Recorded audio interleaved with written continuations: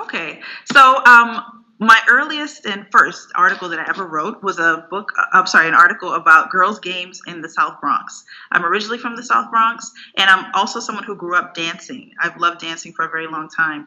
And so I wrote an article about how girls in the Bronx were using games to really interact with hip hop in different kinds of ways, but also how these girls' games challenged ideas of what a woman or a girl is supposed to be.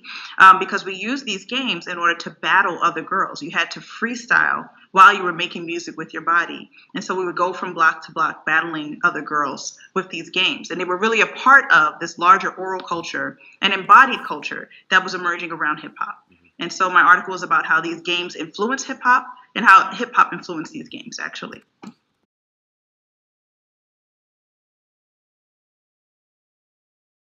So, Gesture and Power is a book that's based on ethnographic research I conducted in the Democratic Republic of Congo between 2005 and 2006. And I also went back in 2010 for some follow up research. And the entire premise of the book is that people in one particular ethnic group, the BC Congo ethnic group, which is closest to the Atlantic Ocean in the Congo, looking at how they use their bodies in the context of religious movements to fight for political power and social change. And so basically, I look at different types of gestures, different types of dances, but also embodied trembling in the context of these religious movements and how they're being used to advocate for political power. And so I look in particular at a movement of, for example, Simon Kimbangu, who was a famous prophet, who was a Christian prophet that emerged in the Congo in 1921. And I looked at the ramifications of his movement and how they used embodiment in that movement. And I also looked at a modern day movement called Bundu dia Congo, which was really, really popular while I was there in 2006, actually. And I looked at how they were using embodiment, using gestures within the context of their movement, which is a religious nationalist movement that wants to recreate the Congo kingdom, and how they use these gestures to, again, fight for political power.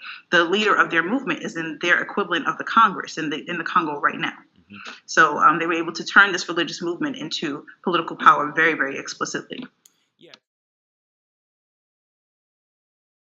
So I haven't completely left the Congo. I'm going to come back to it. But right now I'm looking at Liberia in the context of Liberian people from the Liberian diaspora, people who left Liberia and came to the United States. So I've been conducting research with this community formally since 2009.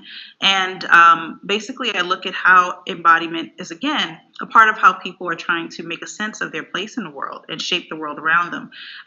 Here, I look, for example, at a dance, a particular dance that actually is a European dance called the Grand March that was brought from Europe to the United States. People who were enslaved in the United States learned these dances as well and took those dances back to Liberia when they went in the 19th century. The free blacks who went back to Liberia took those dances with them.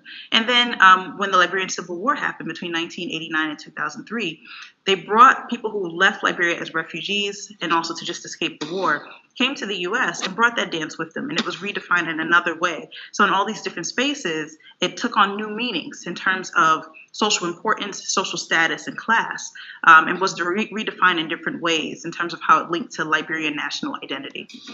Yes. So I will also mention that I have another book project, which is an edited volume called Embodiment and Relationality in Religions of Africa and its Diasporas. So in this, we're looking at how people within the context of religion across Africa and the diaspora are using their bodies to create relationships with others, with the supernatural, and also with material objects as well. So how is it that the body plays a role in shaping these relationships in these communities? So look for that as well. Oh, super. We surely will. Thank you so much for your time.